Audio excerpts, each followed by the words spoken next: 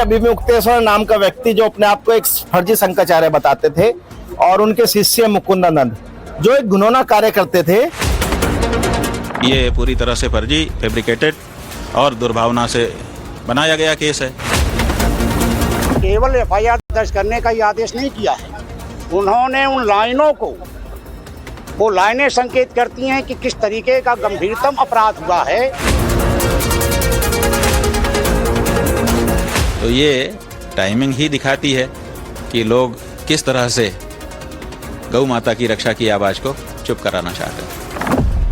इस नीचता के हद पर कोई उतर करके शंकराचार्य जैसे पवित्र गद्दी पर बैठे आचार्य को बदनाम करने की कोशिश करेगा, इसकी कल्पना समाज ने नहीं किया था।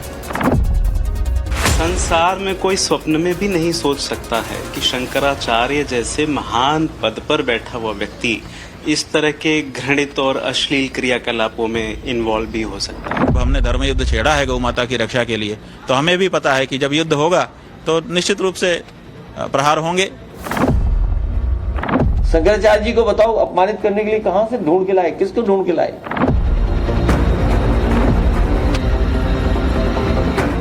यूपी के सीएम योगी आदित्यनाथ और खुद को ज्योतिष मठ का शंकराचार्य बताने वाले अभिमुक्तेश्वरानंद के बीच टकराव का मुद्दा गर्म है।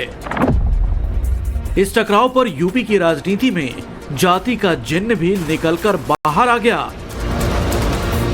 बटुक ब्राह्मणों का सम्मान भी हो रहा है। योगी विरोधी इस विवाद को सनातन के अपमान से जोड़ रहे हैं।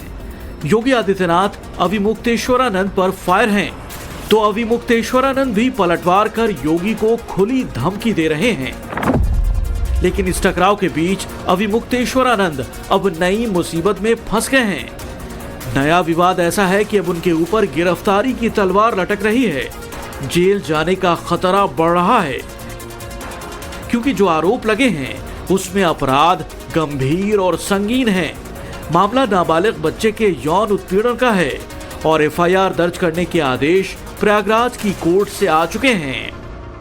माननीय न्यायालय ने प्रधान पाक्सो श्री मनोज चौरसिया जी न्यायाधीश हैं, उन्होंने केवल एफआईआर दर्ज करने का ये आदेश नहीं किया है, उन्होंने उन लाइनों को, वो लाइनें संकेत करती हैं कि किस तरीके का गंभीरतम अपराध हुआ है, उन लाइनों के प्रकाश में विवेचना होनी चाहिए प्रथम सूचना रिपोर्ट दर्ज करते हुए।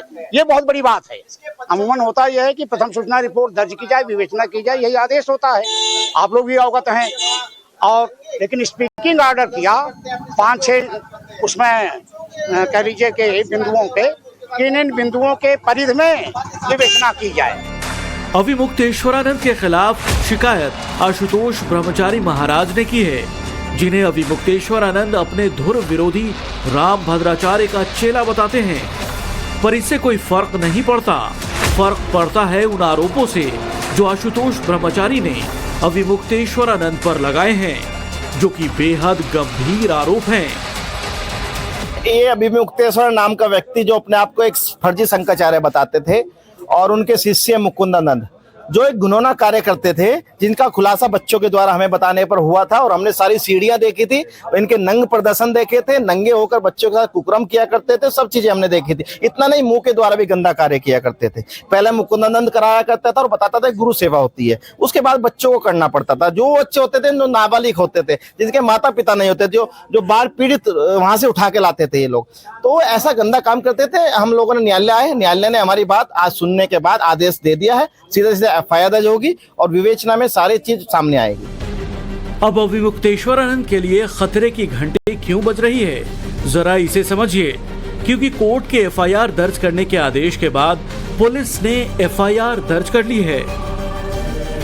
इस एफआईआर में पहले आरोपी के तौर पर स्वामी अभिमुक्तेश्वरानंद का नाम है, जबकि दूसरा नाम उन्हीं के शिष्य मुकुंदानंद ब्रह्मचारी का है। इसके अलावा एफआईआर में 2-3 अज्ञात लोगों के नाम भी लिखे गए हैं। प्रयागराज पुलिस की ओर से जारी की गई एफआईआर में बीएनएस की धारा 351/3 शामिल की गई है, जिसमें गंभीर आपराधिक धमकी और उम्र कैद तक की सजा का प्रावधान है। इसके अलावा पॉक्सो एक्ट अधिनियम 2012 की धारा 51, 6, 3 और 4 की उपधारा 2, पॉक्सो एक्ट की धारा 16 और पॉक्सो एक्ट की धारा 17 के तहत केस दर्ज हुआ है। ये इतनी गंभीर धाराएं हैं कि इसमें 20 साल से लेकर आजीवन कारावास तक की सजा मिल सकती है। जेल जाएंगे। ये तो आसाराम के भी बाबा निकले, पिता नहीं बाबा, क्योंकि ऐसे एविडेंस हमारे पास हैं। ये गंदे काम करते थे, हम कहने अभी चाहते क्योंकि समाज सुन रहा होगा। ऐसे गंदा काम मुंह से, जिस मुंह से मंत्र पड़ता है उस मुंह से घिनौना काम कराते हैं। बहुत गंदा काम, भगवान बचाए ऐसे लोगों से। इनको तो जेल में डाल देना चाहिए। कोर्ट ने आदेश दिया तो पुलिस ने गंभीर धाराओं में एफआईआर दर्ज कर लिया, लेकिन अविमुक्तेश्वरानंद ने पूरे आरोपों को झूठा और फर्जी बताया है। अविमुक्तेश्वरानंद ने शिकायतकर्ता आशुतोष ब्रह्मचारी के कैरेक्टर पर ही सवाल उठा दिए। ये केस बनावटी है, ये हम लोगों ने न्यायालय को बता दिया कि ये पूरी तरह से फर्जी, फैब्रिकेटेड और दुर्भावना से बनाया गया केस है। तो अब न्यायालय का जो प्रोसीजर है वो ये है कि पहले उसको दर्ज करेंगे, फिर उसकी जांच करके गवाही साखी लेकर के उसका निस्तारण करेंगे। तो उसी प्रक्रिया में इसको आगे बढ़ाया गया है, कोई बाधा की बात नहीं है। उनके ऊपर अनेक आपराधिक प्रकरण दर्ज हैं और हिस्ट्री शीटर के रूप में जिस थाने के वो निवासी हैं, शामली जिला है उत्तर प्रदेश में, उसका कांधला थाना है, उस कांधला थाना में उनके हिस्ट्री शीटर होने के प्रमाण मौजूद हैं। अविमुक्तेश्वरानंद का आरोप है कि वो गौरक्षा का मुद्दा उठाते रहे हैं। उनको इस मिशन से रोकने के लिए उन्हें डराने धमकाने की कोशिश की जा रही है। अविमुक्तेश्वरानंद योगी सरकार को चैलेंज दे रहे हैं और कह रहे हैं कि उन्होंने धर्म युद्ध छेड़ा है, इसी वजह से ऐसे प्रहार हो रहे हैं। माघ में हमको रोका जाता है और हमारे साथ चल रहे सनातन धर्म के प्रतीकों पर प्रहार किया जाता है। उसी के बाद मुकदमे हमारे ऊपर एक के बाद एक दर्ज होने लगते हैं। टाइमिंग नहीं है तो क्या है। इसी तरह से जब हम धर्मयुद्ध की घोषणा करते हैं उसके बाद भी तुरंत नए अपराध धाराओं में दर्ज होने लगते हैं। टाइमिंग नहीं है तो क्या है। तो ये टाइमिंग ही दिखाती है कि लोग किस तरह से गौ माता की रक्षा की आवाज को चुप कराना चाहते हैं। अब तो गौ माता की रक्षा में हम आगे बढ़ेंगे, तो वो चाहते हैं कि अब हमको वैसे नहीं रोक पाए तो अब हमारे ऊपर आक्षेप आदि लगा करके या दूसरा कुछ डरा के धमका करके चीजें करके हमारी आवाज को बंद करें। तो वो ये सब प्रयास कर रहे हैं, लेकिन हमें इसमें बाधा नहीं है, क्योंकि जब हमने धर्म युद्ध छेड़ा है गौ माता की रक्षा के लिए, तो हमें भी पता है कि जब युद्ध होगा तो निश्चित रूप से प्रहार होंगे, तो क्या दिक्कत। दरअसल पूरा मामला 2 बच्चों के यौन शोषण को लेकर है, जिसे लेकर श्री कृष्ण जन्मभूमि मुक्ति निर्माण ट्रस्ट के अध्यक्ष और शाकुंभरी पीठाधीश्वर आशुतोष ब्रह्मचारी महाराज ने अर्जी दाखिल कर सख्त कार्रवाई की मांग की थी। आरोप लगाने वाले दोनों नाबालिग के बयान 13 फरवरी को अदालत में वीडियोग्राफी के साथ दर्ज किए गए थे। गंभीर आरोप और एफआईआर दर्ज होने के बाद अविमुक्तेश्वरानंद के शिष्य रामभद्राचार्य के शिष्य और योगी सरकार दोनों पर हमलावर हैं। आशुतोष और आशुतोष के गुरु स्वामी रामभद्राचार्य जी महाराज और उनके ऊपर जो लोग हैं, सरकार के लोग, चाहे वो योगी आदित्यनाथ हो जिनको वो अपना छोटा भाई कहते हैं, चाहे ये सरकार हो, इस नीचता के हद पर कोई उतर करके शंकराचार्य जैसे पवित्र गद्दी पर बैठे आचार्य को बदनाम करने की कोशिश करेगा, इसकी कल्पना समाज ने नहीं किया था। हिंदू राज्य कहने वाले शासन काल में शंकराचार्य जी के ऊपर इस तरह का आरोप लगाना, अपने मुख से कहना, इससे नीचा, इससे बेकार, इससे बुरे दिन हिंदुओं के लिए कभी नहीं आ सकता है। शंकराचार्य जी का अपराध इतना है कि शंकराचार्य जी सत्य को सत्य कहते हैं। गाय की हत्या इस राष्ट्र में बंद हो, इस बात का आंदोलन कर रहे हैं और इनकी पोल खुल चुकी है कि ये लोग गौ हत्या को बढ़ावा देते हैं और गौ हत्यारी कंपनियों को और अपराधियों को संरक्षित करते हैं। प्रयाग मेले में देखने के लिए मिला कि संत भेष में योगी आदित्यनाथ ने गुंडे पाल रखे हैं। एक ऐसा व्यक्ति जिसके ऊपर पहले से अनेकों आपराधिक प्रकरण दर्ज हैं, गौ हत्या रोकने वाले संत के सामने गौ हत्यारे को तुमने संत बनाकर खड़ा किया है। एक षड्यंत्र के अलावा ये कुछ भी नहीं है। अविमुक्तेश्वरानंद सत्ता के खिलाफ और खासतौर पर बीजेपी सरकारों के खिलाफ मुखर रहे हैं। गाहे बगाहे वो किसी न किसी बहाने बीजेपी सरकारों की आलोचना और उन्हें नसीहत देते रहे हैं। लेकिन 18 जनवरी को प्रयागराज में पुलिस से सीधे टकराव के बाद मामला योगी सरकार बनाम शंकराचार्य हो गया। शंकराचार्य ने योगी सरकार पर हमले किए और जवाब में खुद सीएम योगी ने शंकराचार्य की पदवी पर सवाल उठा दिए थे। कोई धर्म के खिलाफ आचरण करता है, क्योंकि ऐसे तमाम कालनेमी होंगे जो धर्म की आड़ में सनातन धर्म को कमजोर करने की साजिश रच रहे होंगे। हमें उनसे सावधान होना होगा, उनसे सतर्क रहना होगा। हर व्यक्ति शंकराचार्य नहीं लिख सकता। हर व्यक्ति हर पीठ के आचार्य के रूप में जाकर के जहां तहां वातावरण खराब नहीं कर सकता। उन मर्यादाओं का पालन सबको करना होगा। योगी और अविमुक्तेश्वरानंद के बीच विवाद ने अलग ही रंग ले लिया। जहां एक तरफ योगी आदित्यनाथ नियमों की मर्यादा सिखा रहे हैं, वहीं अखिलेश यादव इसे संतों का अपमान बताकर पिछड़ों और सनातनी भावनाओं को जोड़ने की कोशिश कर रहे हैं। इस बीच यूपी में जाति और धर्म को लेकर जबरदस्त जंग छिड़ी हुई है। लखनऊ, बागपत और वाराणसी में तनातनी शुरू हो गई है। कहीं जाति जाति का नारा लगाया जा रहा है, तो कहीं जाति विशेष का सम्मान हो रहा है, तो कहीं हिंदुओं को जाति में बांटने के लिए धर्म और गाय का सहारा लिया जा रहा है। यूपी में योगी के विरोधी ब्राह्मण और बटुकों को आगे रखकर योगी को 2027 में पीछे करना चाहते हैं। बीजेपी को डैमेज करने की कोशिश कर रहे हैं, लेकिन बीजेपी बटुक का सम्मान कर रही है। 19 फरवरी को योगी के डिप्टी ब्रजेश पाठक ने बटुकों को अपने घर बुलाकर सम्मान किया था।